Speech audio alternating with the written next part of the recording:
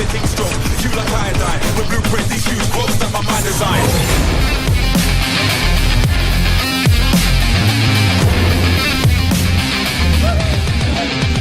And to the bottom left of Fruitland, we have the Zerg player, the Leenock, starting for Team Red.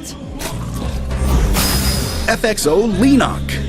I'll tell you guys what they said in chat in a second after intros.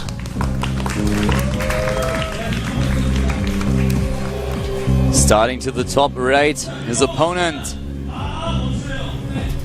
It is for Team Startail and Team Blue. Startail, Aphrodite. Aphrodite said, "You don't want to be a bad guy, right? Please be gentle." And there was no real response from Leenock. So, you would be loving to be gentle to her.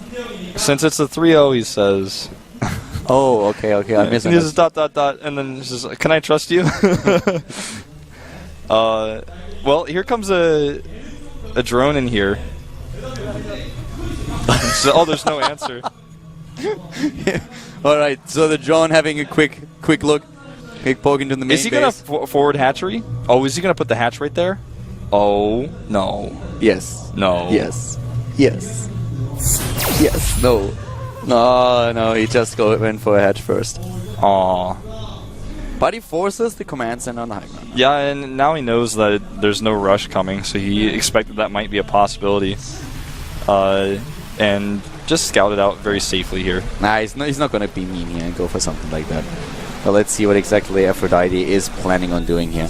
Probably a little bit more of a passive game. Yeah. Actually, double hatch before pool, it looks like, for Leenock. And he makes that the natural. So he's actually taking Aphrodite's natural, and after all. Yeah, he's taking it after all. Actually, like, really surprising. And the funny thing is, she doesn't know. Yeah, she actually does scout. not know. It's not only the fact that he takes this space, but she has no idea. And the longer she waits to identify what's going on here, the better for Leenock. He can establish this base without a problem at all. Then he can get spine cross. He delays the base so much. Yeah, and with Aphrodite's scouting pattern here, she's going to see that there's a late pool. And that's going to tell her, okay, there's a third hatch. But she's probably going to think it's at the third base, so she's going to go check that first. Leenock just stole Cat's build. Yeah. It's actually true. He just stole Cat's build. He's using it. I heard about it. I read about it on the internets. Yeah. Maybe did a tutorial on that. Cats was talking about it for a long time, and this is exactly the worst case scenario for the Terran player. If you do not scout that it's actually there. You she needs to go check now. She saw there's no third base. She checks the other third base location immediately as a response. It's way too late. What she needs now is actually another barracks. She needs another barracks. And she's got to go check. She's not checking, man. I mean, she did the right thing to check for the other location, but look at that rally. I'm sorry. Oh my god. That's not the answer. The Queen will survive. The Zerg is on the way. He can start a couple of spines if he wants to. She is in a lot of trouble right now. And she goes for the factory, and factory instead of the barracks is actually like a really bad response, because if you want to really take that down with, let's say, siege tanks, you just lose way too much time. The bunker at the same time is also built a little bit too late. The Zerglings are already on the way. Everything is just happening so late for her because she didn't see, she didn't expect it. Exactly. Why would she? I mean, she just thought it was a fast third hatch, which it was, just not where she expected it. Nice miracle by Leenock saving the drone. Yeah, saving the drone for a now. little while. But here's the Queen, and actually the SCV might not finish the bunker. Yeah, the Marines are being attacked here. Marines are being attacked, and he can take down the SCV. I'm not quite sure what the Queen is doing, to be honest. Yeah, that was, I think, a misclick by Leenock. Nice wall here. Yeah, must have misclicked. The bunker is going to finish. He actually, I mean, he did that on purpose. There is no way he did not intend to let that bunker live. Or the Marines. Yeah. Like, he was probably feeling a little bit bad after he proxy hatched her. So, yeah. That's definitely, you know, saying, alright, I already feel guilty. I'm letting you take that base. I'm just going to delay it, but I'm not going to be mean. Take down the bunker. But he's going for the lemon. He's going for the huge lemon. An armored structure that will, upon destruction, present one lemon worth 500 mils that can only be harvested by workers. Drone going over to the right to take that third base. But he does have a drone ready to harvest. Now, it looks like Aphrodite's going the mech route. Unless she just likes factories. We saw her last time she played against Sniper, I think, in the GSTL. She made about 20 Hellions and did a big attack. So we could see something similar. She seems to like that strat. And, Gotta be careful with those Marines actually giving the Broodlings an opportunity to maybe snag one. Wait, that was an Aphrodite. Wasn't it Aphrodite? Oh no, that was Eve. Yeah. Oh, what? The minerals are actually gold this time, and not a lemon. Look at that. No, that's usually the case. The lemon appears as soon as there's the harvest them. Ah, okay. Yeah, there are the Hellions. Hellions taken out, and still no second base for Aphrodite. So Leenock with all the right moves here, and the creep tumors that have been put down by the Queen. She needs to take those down, which means she has to sacrifice additional scans. The Queen is still alive. Yeah, the Queen is putting more tumors down here. Oh wow, really nicely done here by Leenock. And there's those minerals. Boom. Drone says, get money. Yeah, and she has to spend another scan too. Like, it's not only done with this one scan, she needs to use another one to make sure. And Leenock can actually spread the creep even further. He has an active creep tumor left that he can use for that. Well, Aphrodite going for Blue Flame, furthering the idea that she's going to go heavy on the Hellions, also getting the Armory, which will then lend itself to Thors and, of course, Hellbats. And perhaps even the Transformation Servos, since she's going so heavy on regular Hellions first. Leenock gets second Lemon. Yep, going for the second Lemon here, and Blue Flame is not done just yet for Aphrodite. She's moving in with the Hellions, trying to do some damage at the third base, but it's not saturated yet. And we have Roaches now moving in, and with the attempted wall already at the front, those Roaches can make sure that there's nothing happening at the natural. Yeah. I wonder, I wonder how fast she's going to be able to really get this third base over, or how late it's going to be, I should say, because it's definitely not fast, not at all. And having to use another scan here, still no landed CC.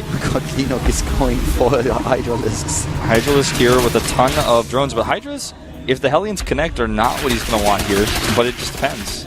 And Hellbats are never going to close the distance on Hydras, they just are they're too slow. Hellbat, Thors, and Blue Flame Hellions coming into the picture now. +1 as well. Yeah. Still no base. There we go, finally taking control of the natural.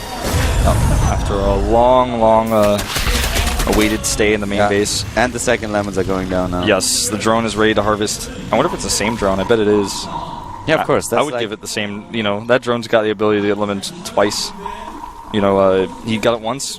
Say, you did it once. I trust you. Do it again. You're not going to steal the lemons, take it back to your family, and run away with the money. Feed your family with lemons. Yeah, that's not going to happen. There's the third base, once again under attack, but the Roaches are already there. That's a lot of Hellions on the other hand. Yeah, and the drone pull here pretty quick by Leenock on the other hand. And he does not lose too much. Yeah, at least not for now. A really good move with all of those Harvesters, and he kills most of the opponents' Hellions at this point. Overall supply is still pretty decent, but so we have currently for Leenock, of course, a very, very good position here with the delay on the natural for Aphrodite. The problem really being mostly the tech. And keep in mind what Aphrodite is doing here is very, very gas heavy. So she really wants to have that extra gas at the natural that she's now finally getting while Leenock is already taking fourth base. Aphrodite's composition is solid. I just worry that it's a little bit too late. And without a third base of the mech, it's really hard to max out because you need 6 gases. And taking a third base against all the Roaches and Hydras that Leenock has on the map and potentially has to make is going to be virtually impossible. So she's not in a good place by any means, but maybe with a good engagement she could turn things around. I mean, supply-wise, we're not too off here. Now with the gas, she's getting a little bit more tank-heavy, and that's exactly what she needs to do against the composition that Leenock has here. Getting a whole lot of tanks. Also Hellions, if they can move in, or the Hellbats can do a lot of damage against the Hydralisks, but the question is always, are they actually able to close the distance and get it close enough? There's the Lemon again, spawning once more. Leenock is expanding all over the place, and that would be Lemon number 3 that he harvests in this game. Yep, they do respawn every 5 minutes for those of you guys new to this map. So, Hydralisk count is getting pretty high. I'd like to actually see a snapshot of that.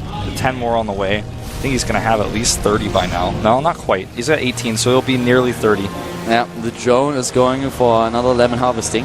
He's going for the fruit salad here. Indeed. Call Fruit Dealer. I'm sure he's watching. My Fruit Dealer. The Fruit Dealer is loving this map.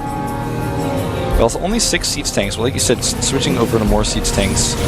She's going to need a lot more than that to deal with this type of composition. Like you said, siege tanks do just tremendous amounts of damage to range units. She's moving out here a bit early Yeah, sieging up already with half of the tanks, going on to creep now.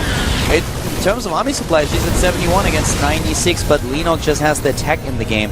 And with all the bases that he's currently controlling, he also can just go for a run by, and that's exactly what he does, trying to maybe aim for the third base or just going for the flank here. Yeah, exactly. Looks like it's going to be the flank. The concave here is brilliant for Leenock as well. The siege up here a little bit too late. And if the siege tanks are gone, that means the Hydras are going to have a field day with these Hellions, and that's exactly what we're watching right now. Leenock is taking out the Thor, he's taking out the tanks. He is destroying Aphrodite's army here. The flanks are just way too strong, and now he is on 5 bases against 2.5. And I don't know what Aphrodite can really do to get herself back into this. She has added a lot of factories. But Leenock has now the better composition because there's no siege tanks really left. The siege tank count's so low, no Hellions anymore, and Leenock's upgrades are at 1-1, so he has that advantage. He's also got speed for moving off creep. And he has the lemons.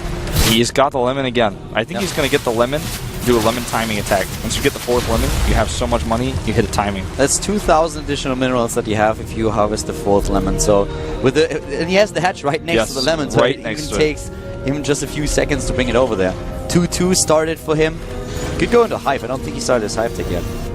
Yeah, there it go. is. And Vipers would actually be quite nice for him here. And grab the few siege tanks that he can find. Blinding Cloud against the sieged up tanks alone is already going to do a great job here for him. Right, yeah. I meant grabs on the Thors. Siege tanks, of course, use Blinding Cloud. I mean, it doesn't matter what they do. You know, he's actually making like pure Hydra here. 14 more. But against Aphrodite's composition, pure Hydra's okay. If there were a lot more siege tanks, it would be one thing, or a lot more in Hellion mode Hellions.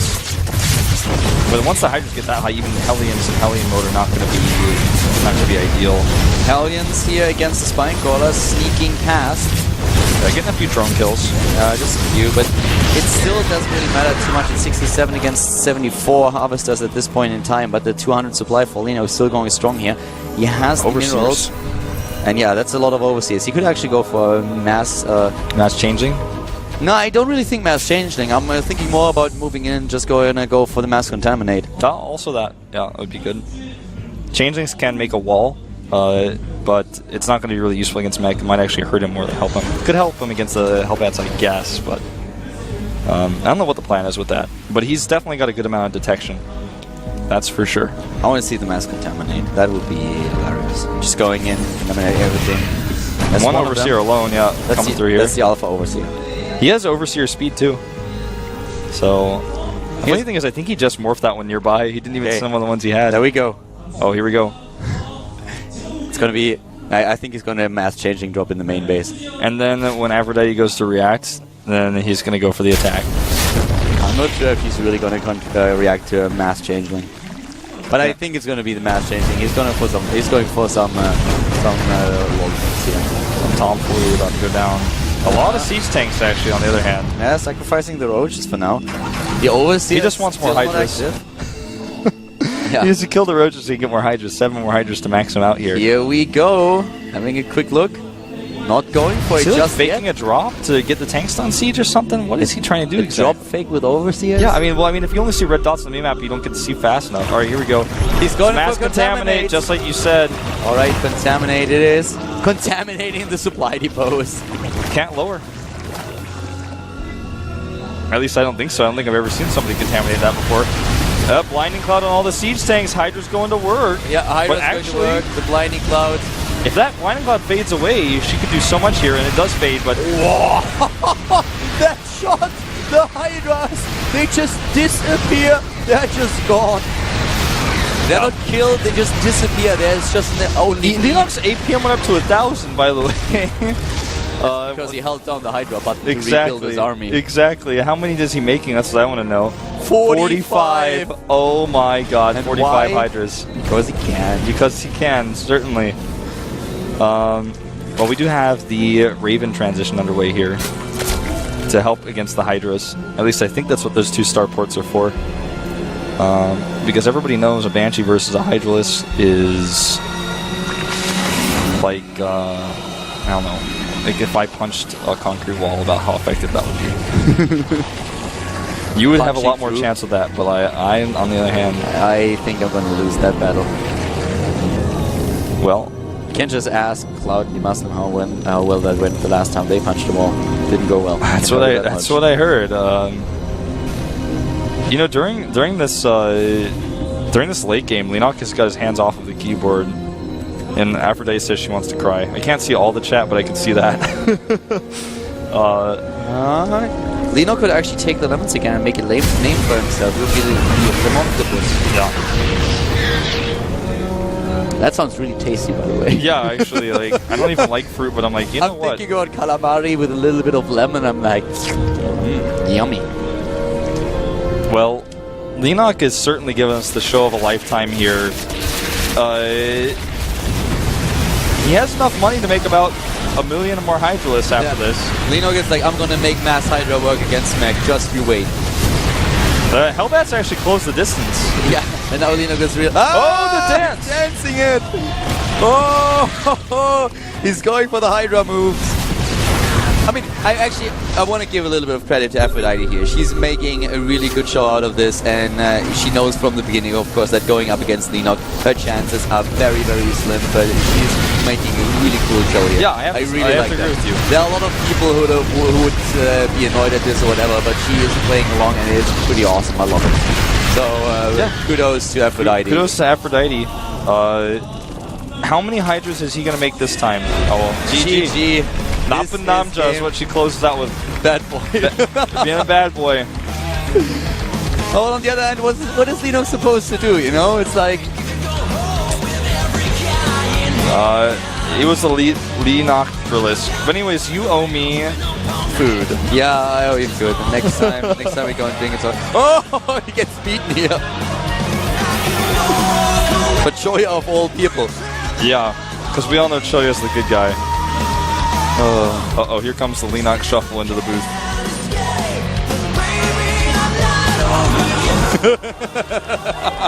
I like that. I like that. Oh, love it. You know, at least he apologizes. He has his moment of shame. Yeah, he definitely has that. But like, seriously, what is he supposed to do? I mean, he was trying. That was a pretty unorthodox match that he played there. Yeah, but kudos to Aphrodite. That was actually pretty cool. Well, Leenock, the Hydra Man, the Lemon Man, the Lemonator, the Eliminator of Aphrodite. I mean, you know, it was actually like pretty close. If he didn't get those lemons. Yeah, if he hadn't got the lemons, he would have had... As usual, Fruitland, no lemon, no win. Yeah, every player who's ever harvested a lemon has won. We've never had a game where two players from different teams harvested a lemon. So 4-0 already for the red team against the blue, but be at ease, guys. We have 3 more matches coming in for you. We're going to play all of them. And the next game is going to be Alicia versus Symbol. And Alicia saying that he does not want to build too many Void Rays. We didn't believe him, but... I don't believe him for a second. I think he's going to build at least 1 Void Ray. Maybe.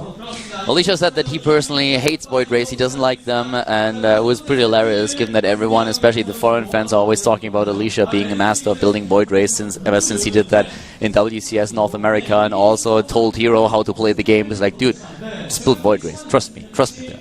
Hero builds the Void Rays and takes the thing, so... Once you see Void Rays, how they work one time, then you know everything. Like, you see, even as a Zerg player, you see them and you're like, well, okay, I know everything. Like, you're like, oh, I make Corruptors. You have 5 times as many Corruptors he has Void Rays, and you just watch it disappear and you're like, oh, never mind. Like, there was this moment in every Zerg player's career when he thought, no, I can't take down Void Rays with Corruptors. I just need enough of them. And it's like, what are you talking about? It's an anti-air unit. Like, it's there in the description. It tells me it's anti-air. And I know that if I just build enough of them, it's going to be fine. And you fly in with like 70,000 Corruptors against 3 Void Rays. And then the overcharge hits and suddenly it just makes pop and all the Corruptors are gone. Every Zerg player had that moment. We saw it, we witnessed it. Nisti going in with a lot of Void Ray, with a lot of Corruptors. It never works. But every Zerg tried at least once. Yeah, you know, Corruptor, he says, I thought I was an anti-air unit. Where he says, I'm an anti-unit unit. Are you a unit? Goodbye. Oh, God. Well, this is going to be a fun one. Because Symbol is the top player for Azubu. He's their closer, oftentimes, sometimes comes out early to change things up. He has an insane GSTL win ratio of 66.7. 26-13. He's won twice as many games as he's lost. And we are going into another short 5-minute break before we start the next set. Aphrodite. I don't think she realized she was on camera there. Guys, we'll be back in just a few. Alicia going up against Symbol, so see you guys in a couple of minutes here at the GSTL All-Star match.